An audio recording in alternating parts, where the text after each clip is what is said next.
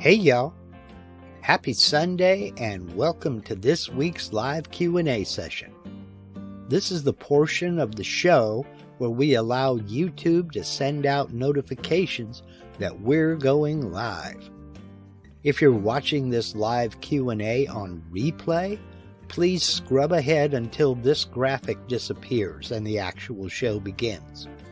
If you're watching live and you have any comments or questions, please go ahead and put them in the live chat. But for now, grab a beverage, sit back, and relax while the countdown timer does its thing. Then we'll get started.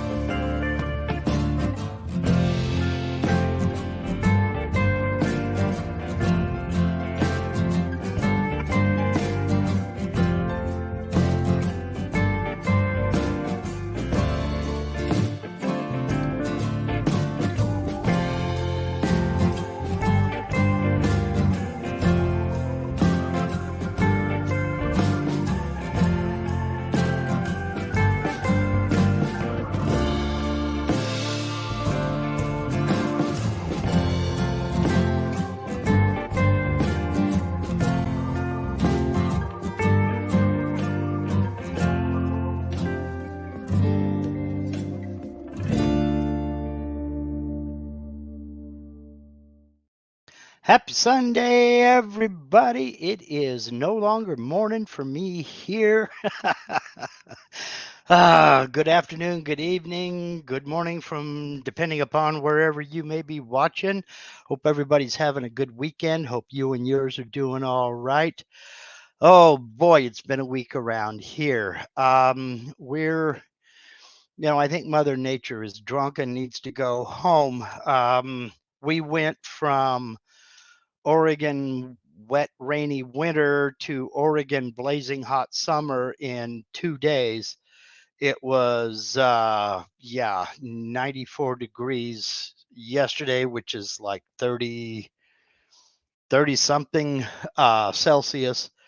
And oh man, I'm not ready for summertime heat. It's supposed to be, 69 Fahrenheit, about 20 degrees Celsius today. So not stupid hot, but I tell you what, there wasn't a lot of outdoor work happening yesterday. Okay, just a real quick one here from Thomas Grimm, who discovered something. He says, "Man, you really have a long list of cross references in your description. I guess I haven't looked at it for a while." Yeah, I put a lot of information down in the description. That's why the first line of the description is click more. There's more down here. I try to anticipate questions that I'm going to get. Um, and the most common questions have to do with the CNC for beginners or the Vectric for beginners or the V carving for beginners videos. So I put a link to all of those down in the description box. I put a link to all of those playlists down in the description box of every video on my channel. I also, here on my live streams, have put a link to Michael Mazalik's YouTube channel, and I put a link to Peter Pasuelo's YouTube channel, because those are the two people I reference folks to all the time. Um, I, I don't see any other person on YouTube as competition. We're all in the same community, and I firmly believe that we are all in this together. I can't make videos on every topic. Peter can't make videos on every topic. Michael can't make videos on every topic. Rob Schuster can't make a video on every topic. So if they have done a video on something I haven't done, I am more than happy to refer folks to them and their videos. Also, we all have a different style. So it's just a matter of finding someone uh, whose style you like, who gives you the information you want, someone who's easy for you to follow. And I'm more than happy to refer folks to these people. I mean, I know these people and I consider them friends. So you betcha. Um, Now, Pablo Diablo says he got no link. I don't know what to say to that. Did you shut off your notifications, or is YouTube throwing a Harry Knicker fit as they are known to do?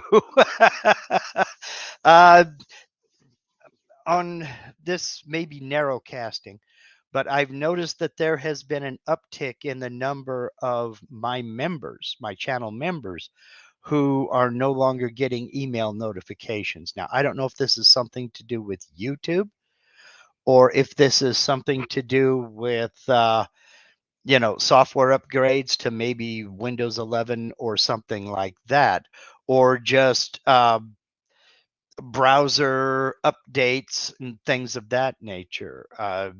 So the best thing you could do would be to check, make certain that you have your notifications turned on, and that you've got that notification bell clicked, and set that to all notifications. And then you should get a link. Personally, and this is just me, what I do is I go to uh, youtube.com, and then over on the left side, on the left edge of the screen, you'll see subscriptions. Click on that, and every channel that you have subscribed to, starting with the most recent, you'll see a link in a list of all of their either the videos they've just published or any of their upcoming lives. And I just keep that tab open and refresh it several times a day so that I can keep up with the people that I have subscribed to. That's just me, but what can I say?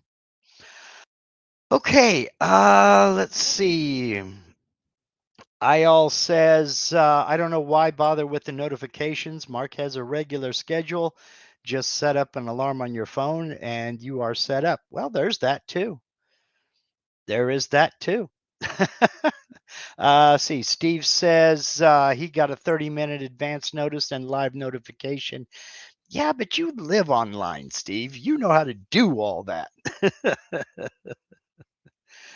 So, oh, Pablo says, I meant you got no link of me. No, I don't have a link of you. No, I don't. Okay. No, I don't. But what can I say? Speaking of Steve over here at Harneal Media, he really uh, is the man. I got to tell you, along with software upgrades and everything else, my website, marklindsaycnc.com, they like to update software all the time as well. And yes, this is my plug for Steve over at Harneal Media. He's right on top of it. Every update is nothing but seamless. And he works behind the scenes and he just flat out gets it done. And I just don't get complaints about my site's down or this is not redirecting or I got a broken link or what have you. So let me tell you, if you are thinking about improving, increasing, or even developing a web presence, first person I would refer you to is Harneal Media, Steve Nealon. He will handle it. Very competitively priced and 100% personal service. When you deal with Harneal Media, you deal with Steve. That's it. Not some nameless, faceless person in some call center that you'll never hear from or speak to again. You deal with Steve. He's the only website host, provider, creator that I will ever refer folks to. And yes, there's a link to Harneal Media down in the description box of every video on my channel. And thank you, Steve, for everything you do, for all you do. I wanted to do something a little bit different today, simply because I get a lot of questions about where do you get your material. Now, I I have been trying to get my hardwood supplier to allow me to bring cameras in and do a little bit of talking with them, and they're kind of reluctant because they want creative control of all their advertising. Okay, fine. I can understand that. But that just kind of leads me to your first thing you should be looking for in your area when you're trying to source materials is someplace local. And I know a lot of us live out in rural areas. A lot of us live in places where we don't have a whole heck of a lot of choices. But if you would just do a Google search for whatever material you're looking for, if you're looking for hardwoods, do a Google search for hardwoods, then your postal code, zip code, and do that search. And yeah, when you search for hardwoods, you might have to wade through a few hardwood flooring suppliers. But generally speaking, if they sell lumber uh, or sheet goods, plywood, MDF, OSB, any of those things, they'll be listed there. If you're looking for metals, look for metal shop. If you're looking for plastics, look for plastic suppliers and try local first. Number one, generally speaking, if they don't have it, they can get it for you. And believe me, it's easier for them to have a full sheet of something shipped to them than it is to have it shipped to you. Yeah, you'll have to go get it. But if you need um, a half a sheet of plywood, your best bet is to go hit that hardwood supplier. What I'm getting at is think outside the big box store, because the minute you walk in that door, you have limited yourself to what they happen to have on that particular day. Now, the same may be true at a hardwood supplier. You're limited to what they have on that particular day, but the variety is going to be a lot bigger. And you'll discover materials that maybe you never thought about using. A good, I would say 1/3 of the materials that I use now commonly, I had never used before, simply because of the limitations of where I was working and the materials that we used. Where I was mainly working with maple and sometime cherry and a lot of birch. Now I've opened up to various different types of mahoganies. Now I've opened up to all kinds of different hardwoods. I'm working with hickory. I'm working with, oh my gosh, sapele. And sapele is wonderful to work with. Now, Jack Painter says that he gets his lumber at local sawmills, and that is a very viable option. We have more sawmills around here than we have anything else. Not a lot of kilns. So you're kind of at their mercy as far as moisture content is concerned. But again, there are no local sawmills around me anyway that are selling Purple Heart or Wenge or even sapele, because none of that is local to us. I'm in softwood country, so we don't have a lot of hardwoods around here, but we have more, oh my gosh, pine, fir, cedar. If it's a softwood, we've got a bunch of it here. So that's what a lot of people are cutting here on these sawmills. Now, Jeff Woodyone says, I'm not above dumpster diving. Asking permission first. Not a great selection, but the price is right. On a related note, and this is not quite dumpster diving, but I'm going to share screen for this here uh, because I've mentioned this a lot before, and that is to use that old standby Craigslist. Get into your local Craigslist, come right over here to the free section, and just cruise a little bit through. Right off the bat, there are 6 free shelves. But just kind of look through and see what there is. There's a lot of junk. There's a lot of the furniture. There's a lot of things that are not even close to being something that we could use. But then you get into something like this, old used lumber. And when we take a look at the pictures, it's not pretty stuff. But if you look at all that, there's a lot of practice material right there. And if somebody doesn't come and pick this up, it's headed for the landfill. Now, again, it's not pretty, but if like this one piece right here, I could cut that into sections, sand that paint off, and there's a couple of signs right there.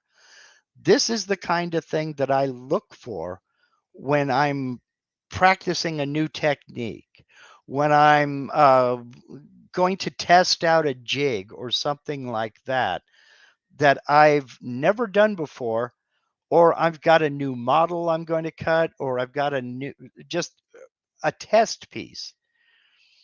I'd rather cut this up than waste a nice piece of maple and then have to go buy another one to finish my project.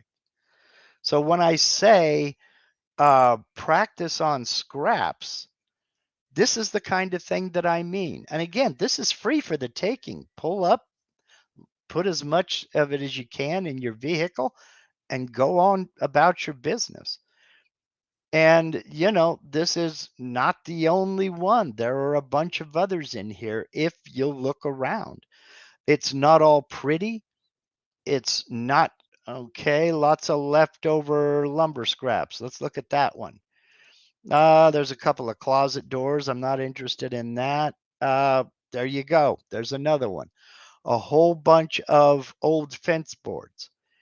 I can't count high enough to tell you how many old fence boards I carved up learning how to use my CNC routers. And again, that's bound for the landfill.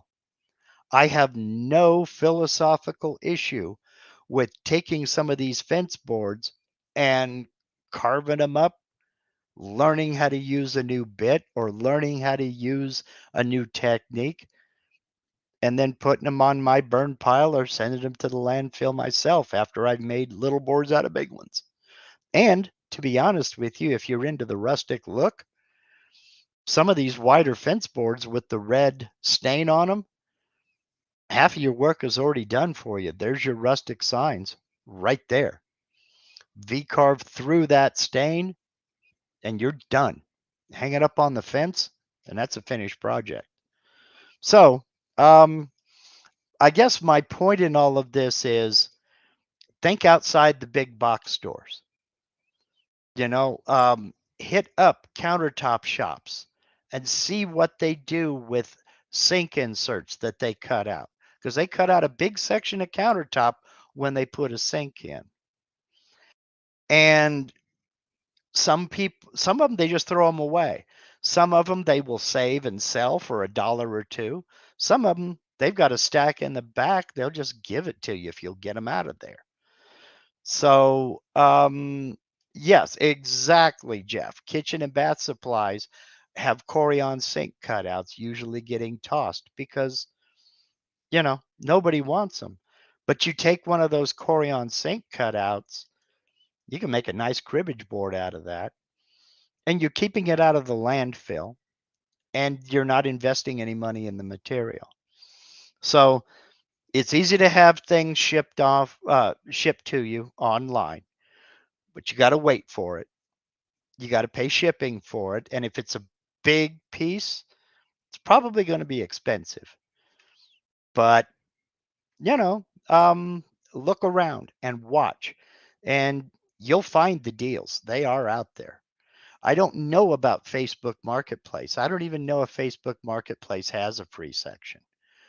But that's another place to look. Just beware that a lot of what you'll see is particle board. So I tend to not even look at furniture unless it's something super special that I can clean up and pass on to somebody else. But most furniture is pretty much particle board. Excuse me. Okay. Well, I haven't got any questions yet. So if this is a Q&A, and it only works if I get cues. Okay, Gary Gibbons says, I glue up cutoffs from other projects and use those for practice. Yeah. My CNC right now is covered with drop-off pieces from other projects that I'm making cutting boards out of. So, I mean, you bet. Pablo Diablo says you'd be very surprised at what you'll find at the local dump. If your local dump will let you salvage, ours won't. You can get out of the vehicle and unload and get back in the vehicle and go, but they will not take liability if you're out there crawling around on the pile. That's a good way to get yelled at and kicked out of there. So, let's see here. Mark has horizontal surface syndrome. Oh, you don't know the half of it, Jim. You do not know the half of it. So let's see. George Navarre says, I've seen some places on Facebook Marketplace where you can get some very good deals. Yeah. I mean, whatever options. Now, Jeff Geegan, pardon me, Jeff, while I butcher your name. Man.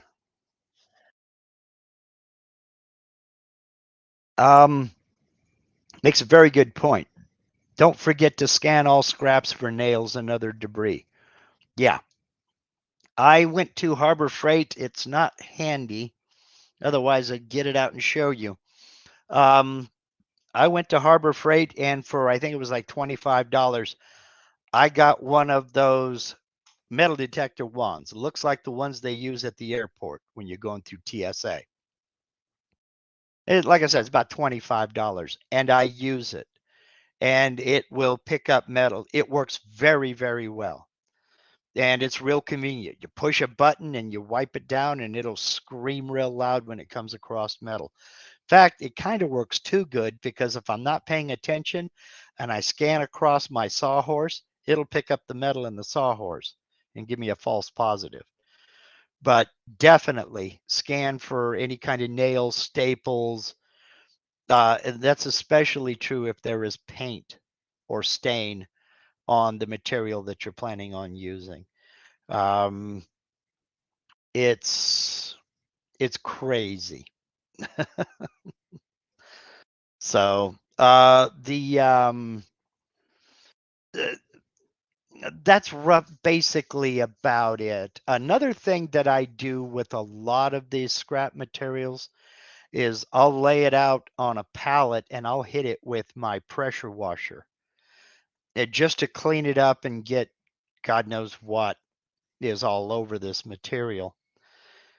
And it that will expose a lot of fasteners that may have been hidden or buried or something like that. So you do have to be careful with that. Let's see. Perrin White says, could you go through the process of doing a V-carve inlay with a small machine that can't go full depth in one pass on the male carve? I have not done an inlay video yet. However, this is a case that more or less like I was just talking about earlier. There is a gentleman on YouTube by the name of Stephen Forsai. And I was turned on to him by the folks at Vectric. He is very, very good at wood inlays. And he created a video talking about exactly what you want, Perrin. And which he talks about how to set up especially the male carve, to cut real deep. Like he uses like 1/2 inch, 12 millimeter thick inlay material. And he goes all the way through it. And what I will do, I'm writing myself a note here. I will find that video and I'll put a link to it down in the description of this video just as soon as we're finished live here. His name is Stephen Forsai, and he is excellent at wood inlays. And in fact, I've watched his videos a few times, picking up a few pointers. I just literally have not had time to start working on wood inlays. As soon as I get done with all these other projects, it's one of the things I'm going to do.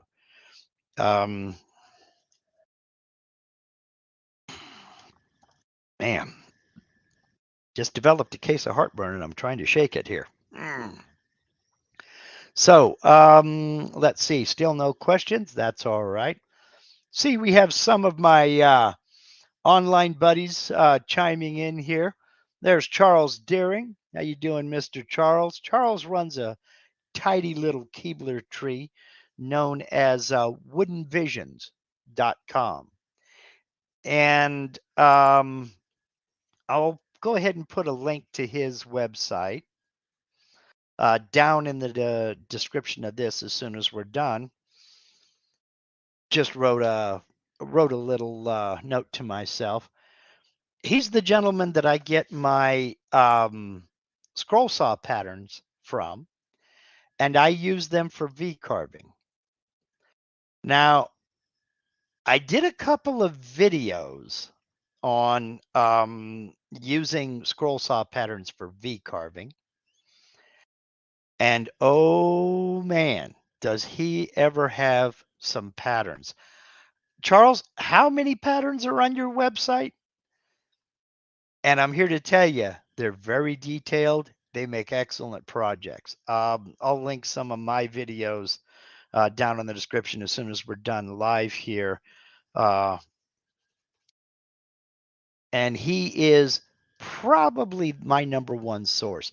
I go to him first. Yeah, he says he has 2,600 patterns on his website. Very reasonably priced. And the way he does his patterns, well, number one, they're so detailed you can drive yourself nuts.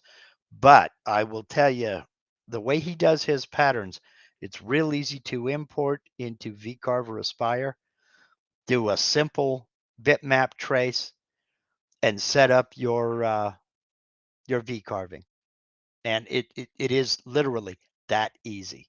And I did a couple of videos on them. It's been probably about a year ago. I will I'll definitely link. Well, let me type it in the chat right here. And that moment of silence was brought to you by woodenvisions.com. That's his website. Go over there and see what he's got. He's got some very, very cool stuff and very easy to translate over to V carving. Believe me. You're welcome, Charles. Hashtag not sponsored. Just I noticed my buddy here in the chat and I try to help a brother out. Let's see here. Steve Knowles says, how do you retrieve the clip art from Design and Make through Vectric? Well, you don't. You go to Design and Make, and if you purchase a pattern, you put it in your cart, and you pay for it and everything, and they'll ask you for the format, the file type. The easiest way is to get the V3M file. And that is the same format as all of the clip art that's in VCarve Pro. It's also openable by Aspire, so everything is right there. Everything is cool there. But download the V3M format.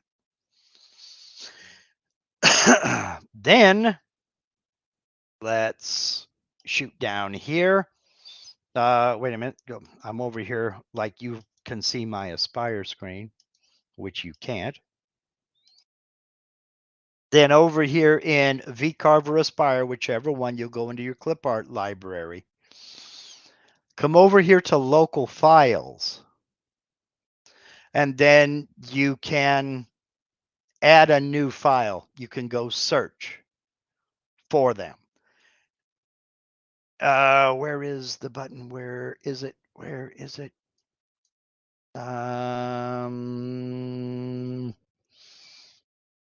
Oh, come on. Okay, you navigate up here. All right, my mistake. So let's say I'm on local disk C. I've got a file here. I just got a few pictures. Go to my D drive and expand that. And then once you find that file, there it is. You can use that. All right. Does that make any sense? I don't have one on this computer to demonstrate with to put into the clip art. You know what? This is looking familiar. I think I did a video on this. Let's look at, and if I did, I will post a link to it on how to create your own custom clip art library. But basically, you can go into local files and then search for where you downloaded that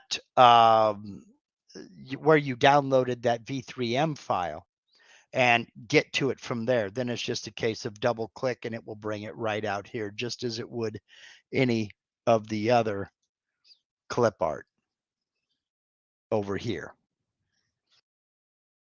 So Martin Pearson says for projects and hacks, if you double click on the download, it will install automatically with the other clip art. Okay, for projects and hacks. Yes.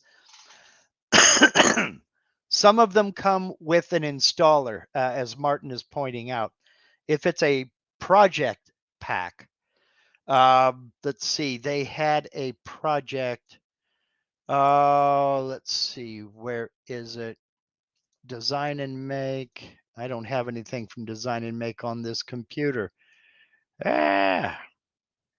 Well, um, Design and Make has a couple of free project packs that when you download, there is an installer, and that's what you're downloading. You double click that installer, it will install automatically and create a folder in this folder here.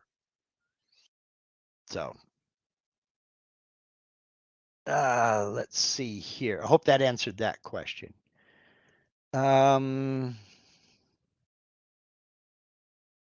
Let's see here. Hey, the Fuzz wants to know, what is the advantages with the vector selection section when creating toolpaths? Okay. For that, I do have a file. And in fact, I think I just had it open. Let me close this. No, I don't want to save that. Yes, my pirate demo file.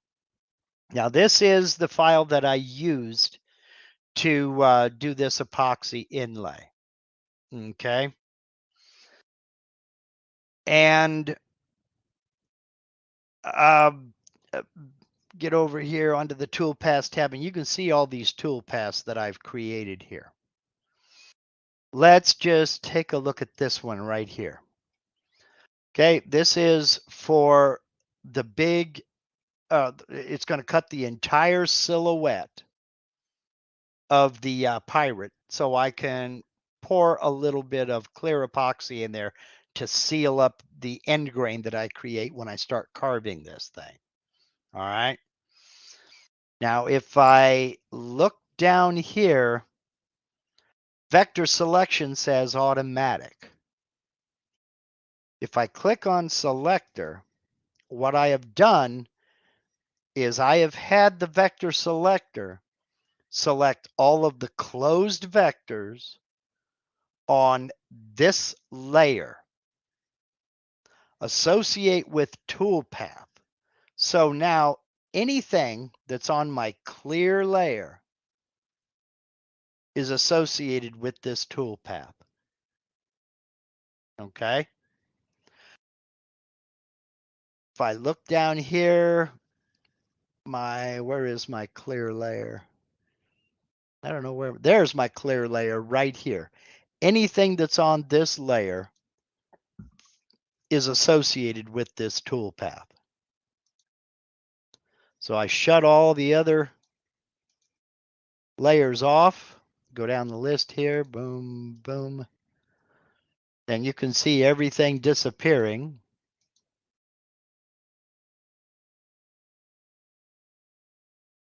And the cutout. Okay. This is the only vector that happens to be on this layer. But because I associated this with this toolpath, close. Anything else I put here, if I draw a rectangle up here for some reason, it would be added to this layer. Okay. So I would have to recalculate the toolpath, and it would automatically be added in. The advantage of doing this is, go back and turn the other layers on. The advantage of doing this is you no longer have to worry about selecting each and every vector. This is especially handy when you have a whole bunch of vectors that, well, in this case, in my example here, all of the vectors that are going to be carved for blonde, his blonde hair, and there were several. They all get selected just because they're on that layer. I don't have to try to go around in here and select this one and hold down shift and select this one and hold down shift, select this. So if you have a whole bunch of vectors that are going to be cut with a 15-degree V-bit, you can select all those vectors, make sure they're on one layer, and then associate that layer with that V-carve toolpath. And then they're all selected for you. So I hope that answers that. Let's see here now. There were a couple of other that were just coming in. Okay, Jim Bashir says, I have to replace some of my bits. Which would you recommend? I do not have any real brand of I don't know. It depends on what you want. There are multiple makers that make very good bits. I mean, what are you wanting to replace? What do you want to replace? If you're looking to replace an end mill, I mean, the sky's the limit. I've seen everything from cheap imports on up to, believe it or not, straight end mills that can cost a couple $100. As far as V-bits are concerned, I think they're all pretty much the same or on par with one another. Some of them can be a little more brittle than others. It depends on what you're after. If you want the replaceable carbide insert, you can't go wrong with a Amana. Now you're going to pay for it, but okay, you had a starter set from Amana. I have very few Amana tools because they are pricey. The ones I do have are very good, but I'll be honest with you, a good percentage of them, I don't see any real advantage over some of the others. It just depends on what you're after. If you want standard end mills, Whiteside's a good brand. Let's see here. Cadence Manufacturing. He makes some real decent bits. The Downtown Jenny is the one that I'm thinking of right off the bat, off the top of my head. That's Cadence Manufacturing and Design. Kyocera makes a good bit. Bits and Bits make a real good bit. Precise Bits makes a good bit. Oh my gosh, IDC Woodcraft makes a good bit. Uh, I mean, the sky's the limit. You will quickly discover who you want. RIP Precision Bits. That's the one I was trying to remember. They make a good bit. They make a real good bit. You will soon discover which one you like to work with when it comes to price for shipping and things like that, customer service, how fast they get it to you, is something on back order. You'll quickly discover who you want to work with. It may be a little controversial to say this, But depending upon what the bit is, if you're talking about a 1/4 inch upcut or downcut end mill, they're all pretty much equal. They're all pretty much equal. I mean, you really have to go for a cheap uh, brand, no name brand, for a few cents a piece in a 6-pack to get bad bits. And believe me, there are bad bits out there, but there are some very good quality bits. And we've got a lot of good suggestions over here in the chat, and I like every one of their suggestions. Magnate, that's another brand that makes real good bits. But you see all these names here in the chat. They all know that one another is out there, and they all know that they have to provide as quality that's as good as or even better than their competition. Another one is Sky One CNC. They make good bits as well. So any of those names that you're seeing over here in the chat, it's rare to get a bad bit from them. I won't say it's impossible, because make 100 of anything, you're going to have a clunker every once in a while. But I'm here to tell you, from any of those sources over there that you're seeing, I don't think you'll get a bad bit. And, RIP Precision Tools, Cadence Manufacturing, IDC Woodcraft, Bits and Bits, Precise Bits, Freud, Whiteside Magnate.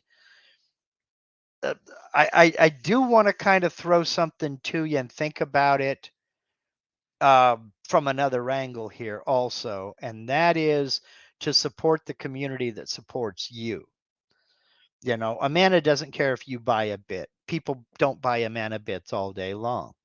But somebody like Garrett over at IDC, or Cody over at Cadence Manufacturing, or Glenn over at RIP Precision Bits, Precision Tools rather, Jim or Mike at Sky One,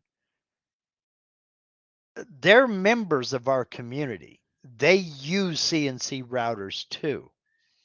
And Cody is well known for his Jenny bit, in that he wanted to redesign a compression bit that had that shorter upcut portion down at the bottom for home hobby machines that couldn't plunge a 1/4 of an inch per pass. So these are guys who are in the community and support us. So I would encourage you to maybe support them. Look at them first. And, all of these guys, Garrett over at IDC, Glenn over at RIP Precision Bits, and, Cody over at Cadence Manufacturing, I check with them first. They are a part of this community. There's a couple of them that I call friends, but they also know that I don't have any exclusivity. If it's a good bit, I'll buy it and I'll use it. But if it's not, I'm not going to sugarcoat it. Now, Todd HCNC makes a good point here. Some manufacturers only make certain types of bits, and that's true. I mean, I don't think there's any one supplier, unless you want to get into some of the big ones, Amana, Vortex, and what have you. If anybody here has downloaded and installed the Amana tool library into VCarve or Aspire, you know how huge that thing is. And my heart goes out to you, because you just slowed down everything when you go to get into your tool database, as you probably well know.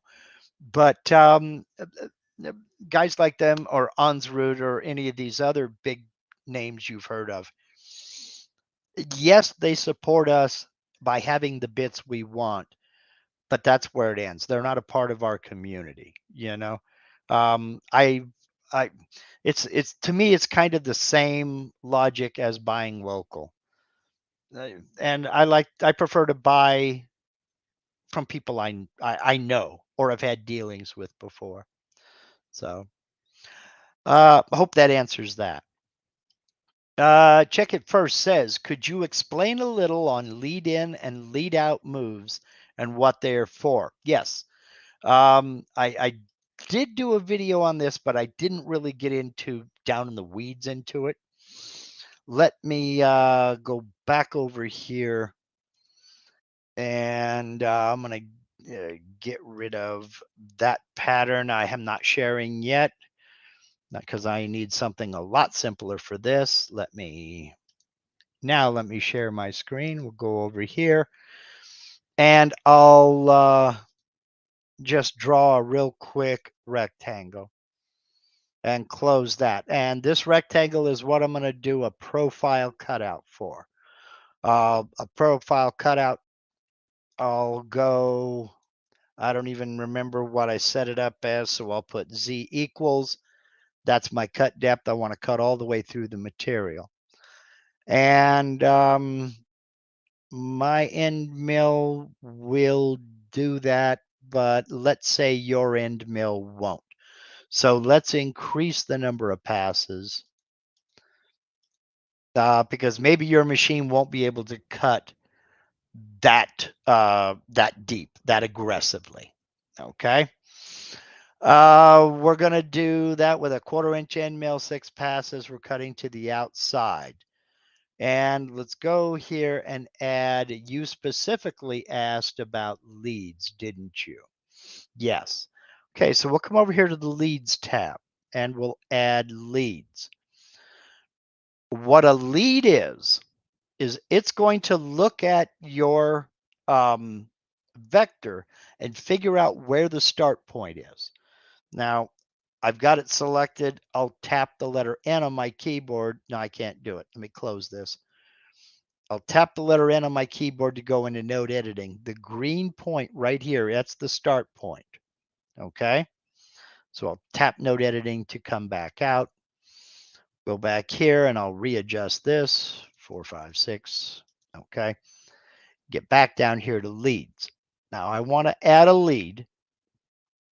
What a lead is going to do is, this is being my start point.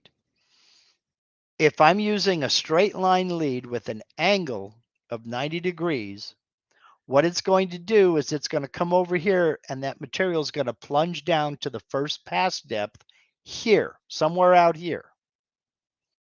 And then it's going to cut that perimeter and then it's going to shoot past.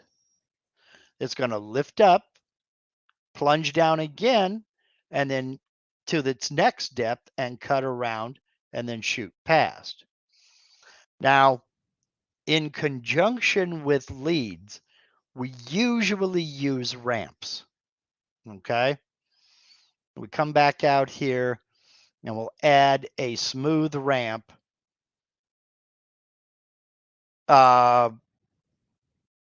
But we'll make the lead length of 1 inch.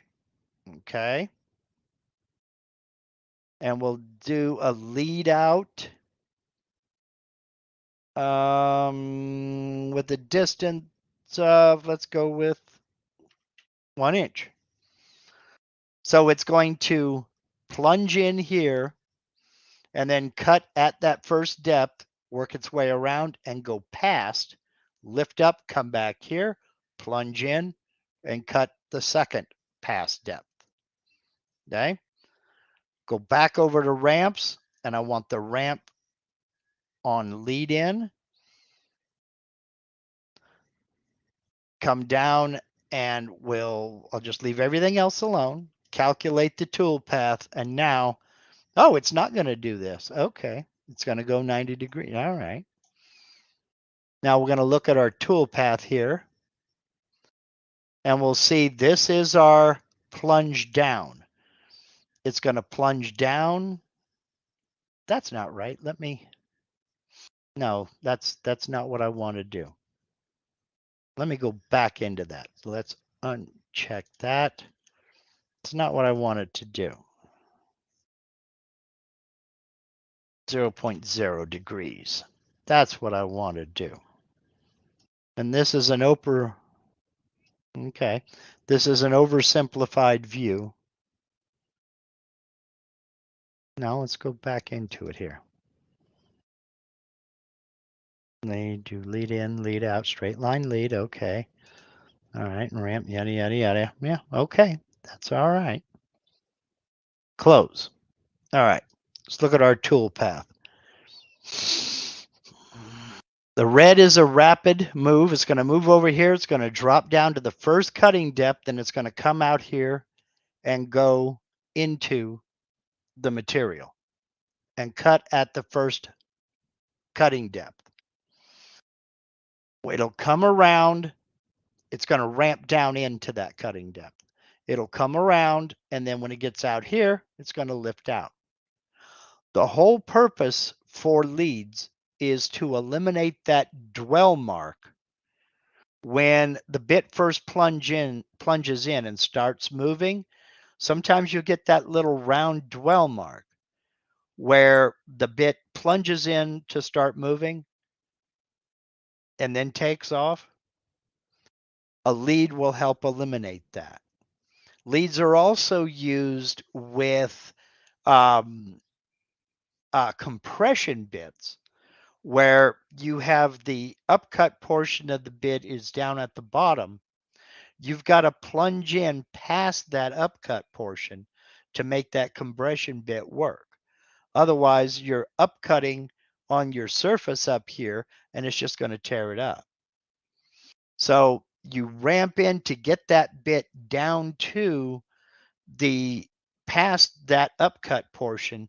So when it gets into your project piece here, it's already at that depth. So that's what a lead is for. Let's see here. Leads and ramps can be useful for those whose machines can't handle the upcut portion of a compression pit. Yes, exactly. Exactly. And so when you actually go to preview that toolpath, and I'm going to slow this way down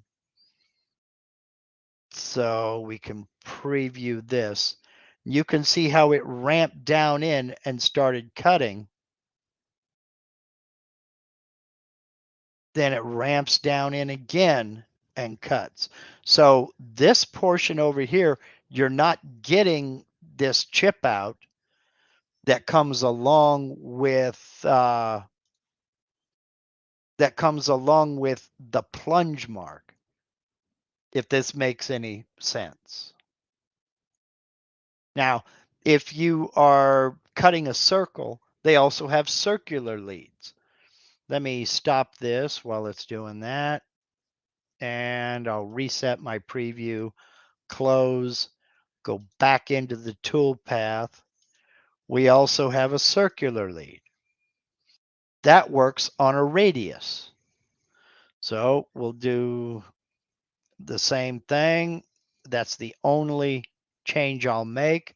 Calculate, and now you see that we have these curved leads.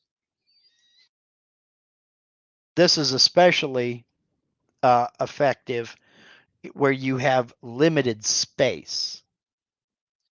So maybe you can't afford to come out this far.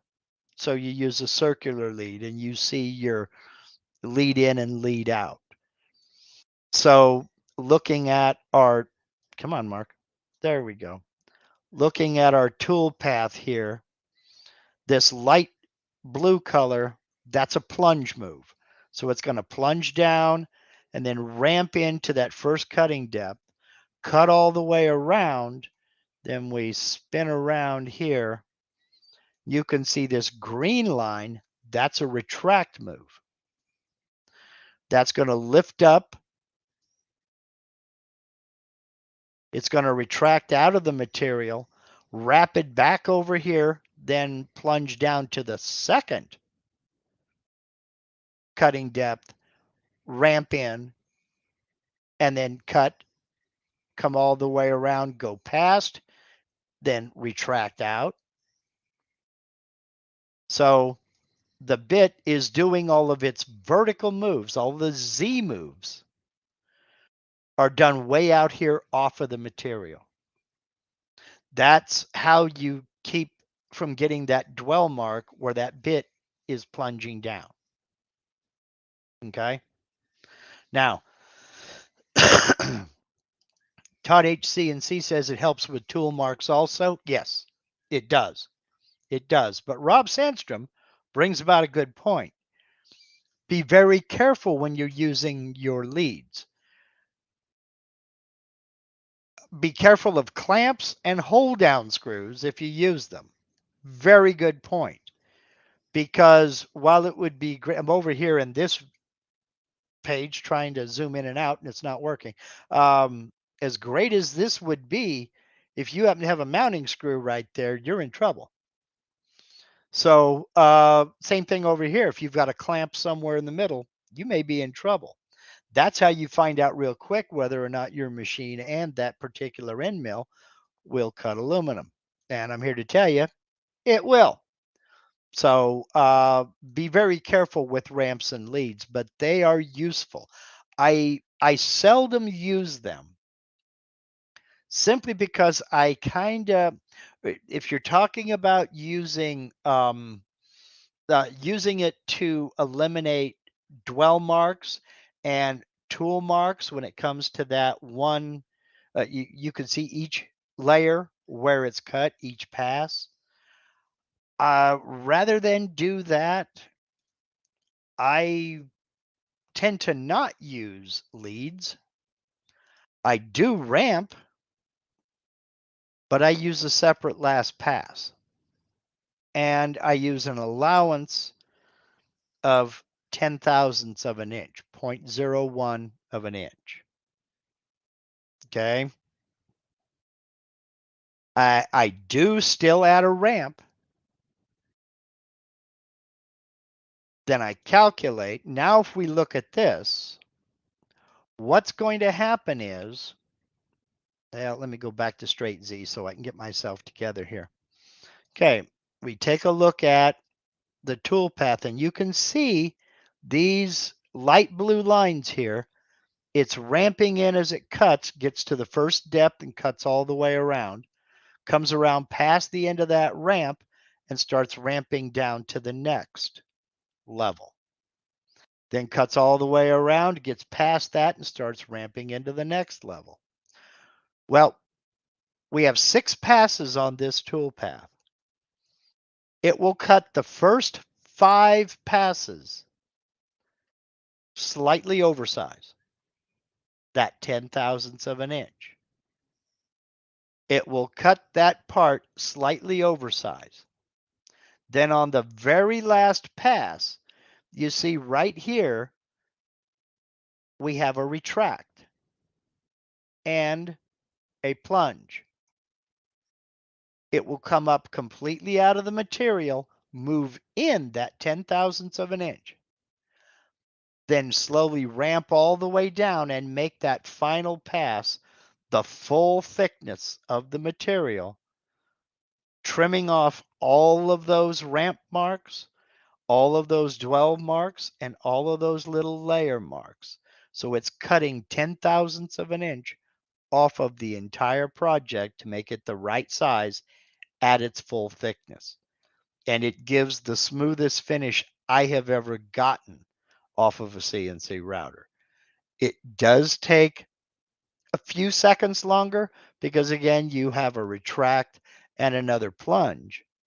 But that last pass, as Todd HCNC says, that last pass works good to get rid of tool marks and makes a better finish on my machine. Mine too, Todd. Mine too. I have yet to ever take a project off of the CNC router that was ready for finish, but this is darn close with that separate last pass. It's one of those cases of there is no perfect answer. Sometimes leads and ramps are the better way to go. Sometimes a separate last pass is the better way to go. If you're carving something in if you're carving a metal, your machine may not be able to do the full thickness of that material, even if it's only taking 10 thousandths of an inch off. And let me just do the conversion here, because a lot of people overseas are going, huh? 0.01 inches in millimeters is about a quarter of a millimeter, about 0.254 millimeters. Some machines just aren't capable of taking that much material at once out of a metal. So you got to be careful, and that's when a lead would probably be better, because you can take shallow cuts and lead in and then lead out, and then have all of your plunge moves done off of the project piece, so that it's already at depth by the time it gets to the actual part that you're cutting out. So I do have videos on both of these leads, ramps, and separate last pass. I'll go ahead and include and I'll go ahead and put links to all of these in the description box here as soon as we're finished. And holy cow, looking at it, we've gone over a little bit of time. That's all right. Give me about 10 minutes and I'll have all of these links down in the description box of this video. So come back in about 10 minutes and they should be all there. Okay. And as Thomas found out earlier, check my descriptions. I put a lot of information down in those descriptions. A lot of it may look like spam. A lot of it may look like, I'm just trying to advertise for this, that, the other. But I don't. I mean, folks like to see exactly what I'm using, so I try to link it. Some of these may be affiliate links. Most of them aren't. There are no YouTube affiliates. I mean, I'm linking you to Michael Mazalik's YouTube channel because he has very good information over there. So, Bill Smith's asked, is there a video on the chamfer tool? No, there is not. I have not done a video on the chamfer tool yet. I'll be honest with you. I've never used it. When I want to chamfer something, I use a 90-degree V-bit and do a profile tool path cutting on the vector to the depth I want that chamfer to be. I've never used it. So I need to get into it and learn how to use it and then post a video on it. I really do. Okay. Let's call this one done. I'm really gone way over time. I got to get going. I got some work to do. Next week, I'm going to be honest. There's about 6 different ways I can go. Okay.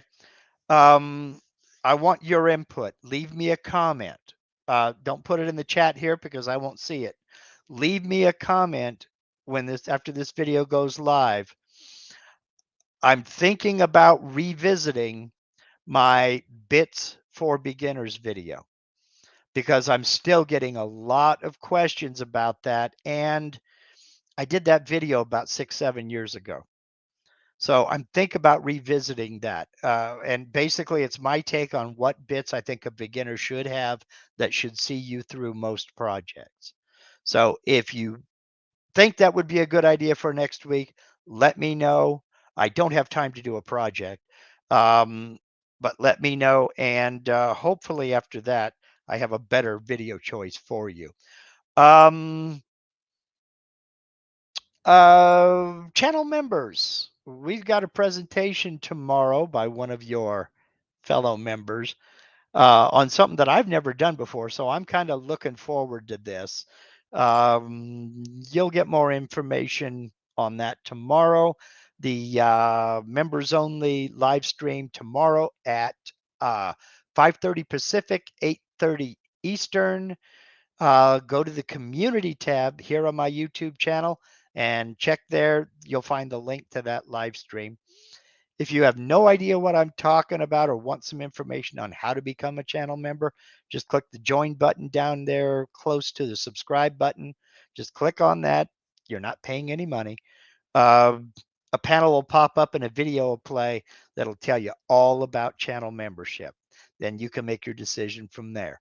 So, having said all that, still up in the air about next week's video. I need your input on that. I think I got everything. Yeah. So go do something cool. Go do something cool. Get out in the shop. We still got a little bit of time of this weekend. You can knock something out real quick. Have the week you deserve, and y'all take care. Thank you for everything. I'll get these links posted now.